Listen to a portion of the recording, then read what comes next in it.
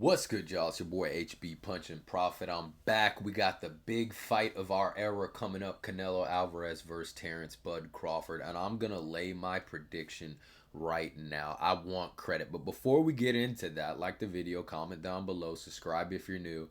The reason why I have my training video looped and I'm just gonna play it over and over because I keep on getting copyright strikes, right? I keep on posting videos of fighters and I guess I'm just gonna have to make shorter clips, and I'm gonna have to do it eventually this week when I do some film study and breakdown.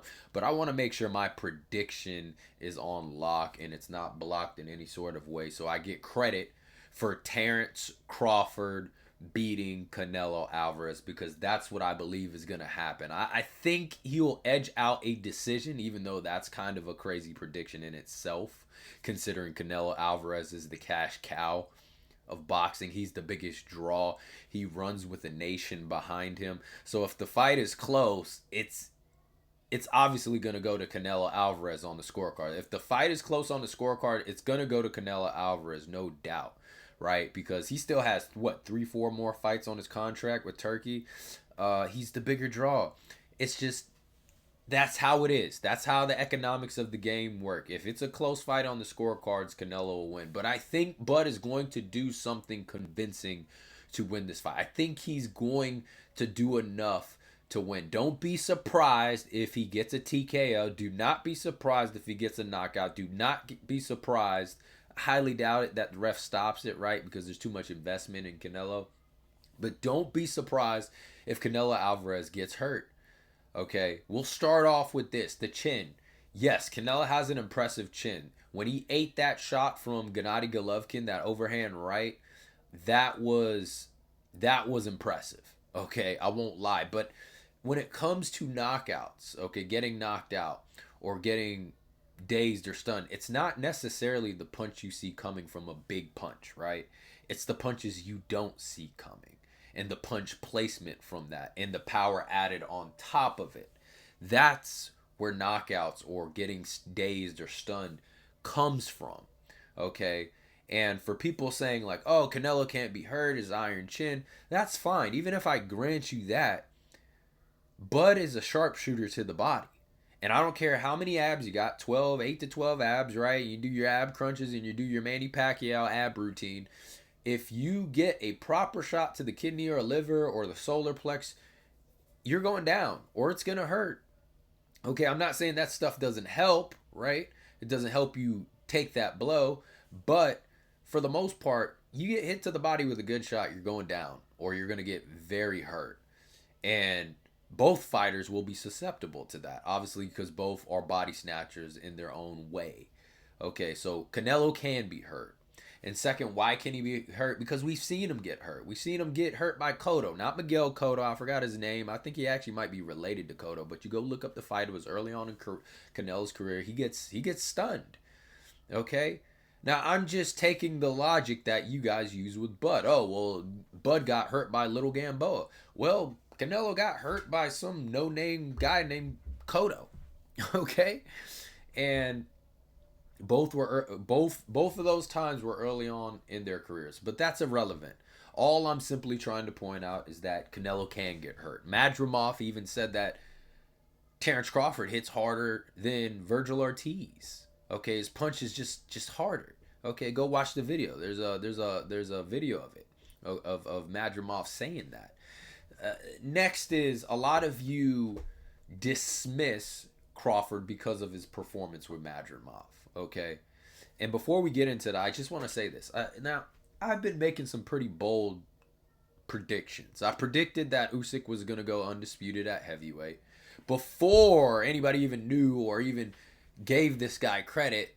Before it was the Anthony Joshua fight with Usyk, right? And everybody thought it was crazy that I was predicting that Usyk was going to beat Anthony Joshua. They thought it was absolute crazy. He's too big. He's too much of a Goliath.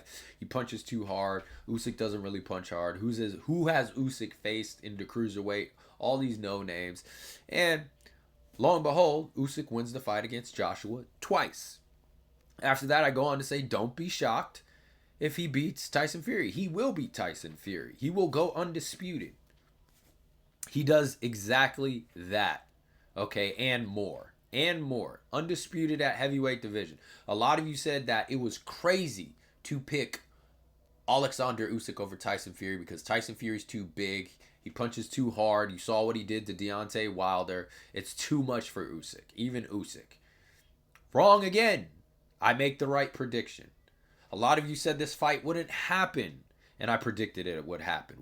But this I predicted it would happen after the Spence fight. The day, actually the night of, I did a video, and I said the next best fight for Terence Crawford, and the fight that's probably going to happen that makes the most sense, is Terence Crawford versus Canelo Álvarez. On top of that, Canelo Álvarez, especially after Bivol, is not looking to take on David Benavidez. I'm not saying that fight won't happen. I think it will. I think Turkey will throw money at it, so it will happen.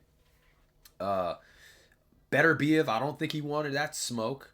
Bivol rematch, I don't think he wants to do the Bivol rematch. Now, I'm not saying these fights can't happen. I think anything's possible with Turkey Al-Sheikh. But this fight made the most sense. Okay, I think Canelo Álvarez didn't even want this fight with Terence Crawford, but there was so much money thrown at him, he would be an idiot to deny, right? He would be a freaking moron to pass this up. At least you have a massive advantage. You're going to be multiple weight classes above Terence Crawford. He's not used to that. You're the bigger naturally fighter. You're not going to have to cut weight if you're Canelo Álvarez like you did against Floyd Mayweather. You have all these advantages, right? You're the bigger name boxer with the better viewership. So if it goes to the scorecards, you can get the advantage there. So there was a lot that had to come into place for Canelo to take this fight, but it just made the most sense. And on top of that, he will get credit for beating Terence Crawford, one of the pound-for-pound best fighters in the world. So lots of good things for Canelo in this fight, as opposed to taking on David Benavidez, Beterbiev, or Bivol or something like that. But I predicted this fight would go down, and here we are. It is going down in little of about a week. Okay. And look, there's some genuine concerns I have for Crawford in this fight. There's some genuine, first of all, brilliant move. And we're going to talk about, make a separate video. Brilliant move by Canelo Álvarez to bring in Boots Ennis. Brilliant. This, to me, started to make me question now who can win the fight, right? Because bringing in Boots Ennis is a great training, a great advantage for Canelo Álvarez in preparation for Terence Crawford. Okay, now you got the people hating, saying, oh, well, Boots Ennis isn't Terence Crawford, and so it doesn't really matter. It's not about that. It doesn't matter if he doesn't have to be Terence Crawford. You need to find a training partner who can resemble your opponent. And it's very hard to do with Terence Crawford, who's a switch hitter and has many different things he shows in his boxing, right? Who better to do that than Boots Ennis? Nobody, actually. That's the best person you can find to get prepared, okay, for Terence Crawford. And the thing is, you guys don't realize, it doesn't matter if he's Terence Crawford, because they're going to coach Boots Ennis, if they're doing things proper in camp. They're going to tell Boots, it's not just a free-for-all, let's go spar and see who wins, right? It might get to that. They might have a round or two like that. But most likely, they're probably coaching up Boots Ennis, saying, hey, we need you to switch here. We need you to do southpaw this round, or switch in the middle of the round. You know what I'm saying? They're probably coaching Boots to give certain looks, or they want him to mimic Terence Crawford. And there's nobody who can do that better than him. Who else were you going to bring into boot camp to do that, right?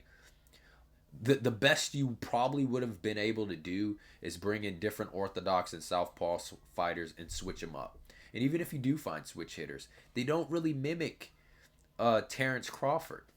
The closest one is Boots Ennis. So, amazing move by Canelo's team. Brilliant move. Another thing is Terence Crawford's age. Does age catch up to him? That makes me a little bit nervous for this fight. On top of that, there's probably going to be some ring rust. He's been out of the ring for a little bit. These are genuine concerns. Now, I think some of this can be compensated for just for the excitement for the fight. I think Terence Crawford is up for this. I think he's excited. I think he wants to win. I think he wants to make history, and he's getting a big payday, right? So, and if he can win this fight, there's probably 2, 3 other fights if he wants to that can set up mega fights. So, lots of good things if Terence Crawford can win, even if he just wants to retire. It's just a good way to go out. But lots of things to be concerned about. Another thing is, I don't like that he's bulking up for this fight too much. I don't like that he's putting on too much muscles. You see, everybody's making the argument that, oh, Canelo's too big and he's not going to be able to jump up. That's not the problem. That's not the problem. Terence Crawford's probably sparred guys bigger than Canelo Álvarez. That's not the issue. The issue is, in terms of adjusting to the weight classes, is he used to fighting more bulked up? Okay, speaking as somebody who boxes and somebody who also put on muscle for football, I put on about 20 pounds of muscle for football when I went to college, when I played Division I college football, right? And one of the things that was glaringly surprising was when I added muscle, I got slower. My endurance suffered, right? Because you have to supply more oxygen to those bigger muscles. But also you have to carry that extra weight around. And if you're not used to it, you're going to get slower and you're going to get tired quicker. That's my concern for Terence Crawford in this fight. Is he bulking up too much? Is he taking away the advantages that most people don't see, right, as an advantage, but they are? I'm not saying weight doesn't make a difference, you guys. Obviously, there's weight classes for a reason. But when it comes to generational Hall of Fame fighters, it's actually an advantage to be the smaller, quicker fighter who can move, who has the higher IQ, who's more technical, who has the better endurance. If you are a generational talent or you are a Hall of Fame fighter going up in weight, you are actually gaining an advantage. Now, if you're a regular boxer, even if you're above average or a contender and you're going up in a weight, that can be a problem. Okay? That can be a problem. But we already seen it with Usyk. We already seen it with Manny Pacquiao. We've seen it with plenty of great fighters who go up in weight. We've seen it with Bud Crawford, 2-time undisputed champion, or two weight classes undisputed. So he's that type of talent. But I hope he doesn't take the advantages that he would actually have in this fight by trying to bulk up. It was one of the things I said with Deontay Wilder against Tyson Fury. When I saw Deontay Wilder doing weightlifting and getting bigger and bulkier instead of being that long kind of Tommy Hearns frame that he was throughout his career, I said, this is a mistake for Deontay Wilder. He's not going to come in better for this rematch. He's going to get tired. He's going to get slow. Everything that made Deontay Wilder was his speed, right? His speed and the way he was able to generate power in his punches from that lanky kind of frame he has. And I hope that Bud doesn't get too bulky for this fight, because the problem is going to be not so much that he can't handle what Canelo has to dish out. It's going to be more so, is he going to be used to carrying that weight in the fight, okay, through a 12-round fight?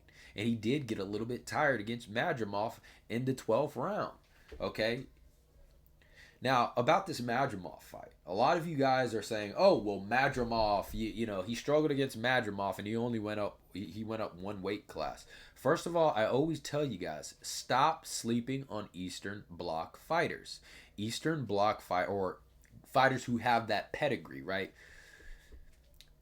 You just saw what Alexander Usyk did, Eastern Bloc fighter. You saw what Lomachenko did throughout his career, Eastern Bloc fighter. You saw what Murtazaev did against Tim Tszyu. Nobody knew who he was, and he absolutely put Tim Tszyu on his lap and spanked him. Okay, Eastern Bloc fighter. You look at some of the Eastern Bloc fighters on Bud's resume: Victor Postol, Mean Machine. I'm sure there's a few. I'm not, or there may be one or two more I'm not thinking of. These are not easy fights. I said it with the Boots Ennis fight. You guys are freaking out because he went 12 rounds with Chudazian twice. Okay, Chudazian is an Eastern Bloc fighter. Do not sleep on him. Okay, just because you never heard of him. Nobody's ever heard of Alexander Usyk before he took over the heavyweight division. And it took a few fights for you guys to be convinced. It took to him beating Tyson Fury for you to see that, yes, he could be undisputed as a heavyweight. And I laughed because I was like, you guys do know that Alexander Usyk is sparring heavyweights most of his life. It's hard to find big guys to spar. So as a heavyweight or a cruiserweight, it's hard to find other big guys to spar with. So if somebody's significantly bigger than you, it doesn't matter. You take them on because heavyweights are hard to it's hard to find opponents to spar with. So Usyk was sparring heavyweights his whole career. This idea like, oh, he's not used to these bigger guys. And the same thing with Terence Crawford. He's been sparring bigger guys. This is not the problem. But back to my point, right? This idea, because you think he struggled against Madrimov, means he has no chance against Canelo is ridiculous. First of all, if you're not a casual fan and you watch that fight very closely, Terence Crawford won that fight handily. If you know what you're watching. Now, at the end where he's starting to pick up the pace, a lot of people say, oh, he's picking it up because he thinks he's down on the score. No, he's not. He picked it up because he finally found the timing and the rhythm. Okay, and I'm sure he wanted to put on a little bit of a performance to convince Turki Al-Sheikh, to give him an opportunity against Canelo. But he started picking up the pace at the end because he finally got the timing of Madrimov down. Madrimov is not an easy fighter to get his timing down. You saw Virgil Ortiz go all 12 rounds with him, did not knock him down once. And Virgil Ortiz is a pressure fighter. He's all smoke, all heat. He's coming at you all fight. He's trying to knock you out. Couldn't do it.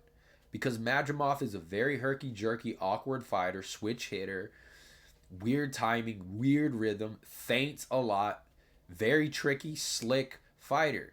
That was actually a very impressive win for Terence Crawford, considering he went up in weight, going against an undefeated fighter with, plus 300 amateur fights on his resume. Resembling Lomachenko, and he beats him. Had a high knockout ratio when he went in to face Terence Crawford. Madrimov is nothing to scoff at. Okay, you guys said the same thing about Boots, and now everybody's back on the Boots train when he completely dogged walk Stanionis. Everybody's back on the Boots train. I said y'all are freaking out for nothing. Okay. Chudazian is a slick Ukrainian Eastern Bloc fighter. He has a good pedigree, very good on his feet, very good fighter. There's nothing to be ashamed of going 24 rounds with Chudazian and beating him handedly. Just controlled him. Okay, Boots beat him. And everybody was off the train. Oh, he couldn't knock out Chudazian. Okay. Then look what he did to Stanionis. And then I made my prediction, for the Crawford or the Spence Crawford fight. Y'all called me crazy. I said he was going to whoop Spence's ass. He was going to knock him out. People thought I was losing my mind. They thought I was losing my mind. They said, are you crazy? You think that he's just going to walk over Spence? And it turned out to be his easiest fight. That exactly happened. That prediction came true. I'm not right about all my predictions, folks. Okay. But usually the ones I get wrong, I just don't spend a lot of time studying. But I've watched these fighters a lot. Okay. I've watched Canelo. I've watched Bud. And I'm convinced I'm not picking against Bud. He's an undefeated fighter. He's a generational talent. Undisputed in 2 weight classes, carrying his power. Madrimov even said himself, Crawford hits hard. Harder than Virgil. I think Bud will and can hurt Canelo. I think most likely to the body. That'll be the beginning of it. But what makes Crawford so difficult is his countering style mixed in with the power, mixed in with the timing, mixed in with the footwork. This fight may be a little dreary initially, right? When they're trying to figure out each other's timing. But I think as the fight goes on, you're going to start seeing more exchanges. It's going to start getting exciting. And that's when it's going to get fun to watch. And the question is, who's going to win those exchanges? Because, and also this, who's going to be the better body puncher? Who's going to be the better body puncher? Because I know what Canelo's going to do. He's going to come in. He's going to put on pressure. He's going to pot shot to the body with that right hook, right? And later on follow and try to set up things later on, that overhand right, just like you saw against Amir Khan.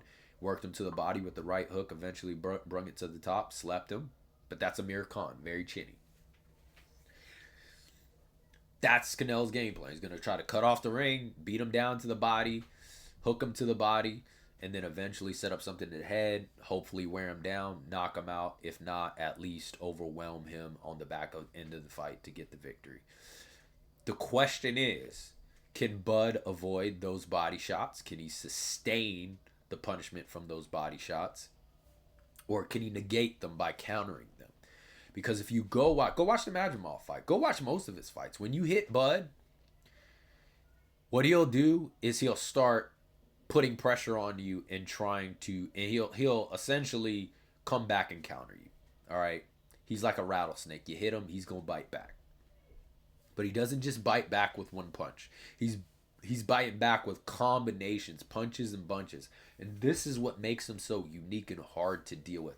And I don't think Canelo has quite fought somebody like this. He's faced good counterpunchers, right?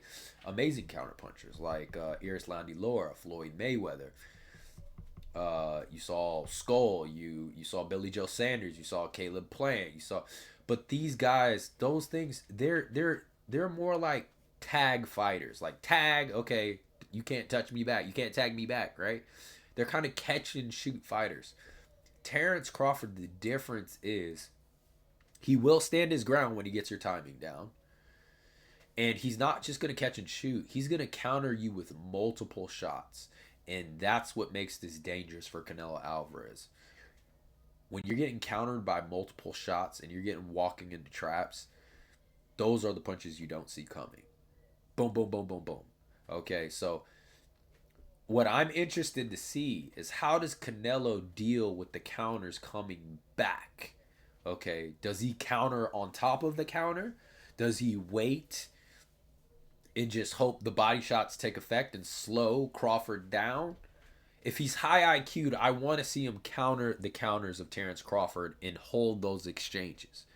I don't think he will. I think Bud's going to get respect with his power. I think he's going to get respect with his hooks to the body. And I think Canelo is going to double down on his pressure and pot shotting to the body and hope that it slows down Crawford over the long haul and then he can take over. But I don't think he's going to double down, counter on top of a counter with Terence Crawford. And that's why I'm going to ride with Terence Crawford, because I haven't seen anybody to counter his counters except for these Eastern Bloc fighters, tell you the truth. Except for those tough fights you saw with Gamboa, even though he's not in the Eastern Bloc conversation. But with Victor Postol, with Mean Machine, and with Madrimov, and I'm probably not thinking of one or two more fights. What you guys don't understand, those are very slick fighters who know how to do that. They know how to counter a counter. And I'm not saying Canelo doesn't know how to do that, but I don't think that's the name of his game, right? When he goes up against a fleet-footed fighter, he likes to cut off the ring, put pressure, break it down to the body, and overwhelm you. And we know Canelo can be beat. We know Canelo can get hurt. So Terence Crawford, I got him by TKO or a convincing win on the scorecards. This is your boy HB, Punch and Profit. Comment down below, like the video, subscribe if you're new. Peace.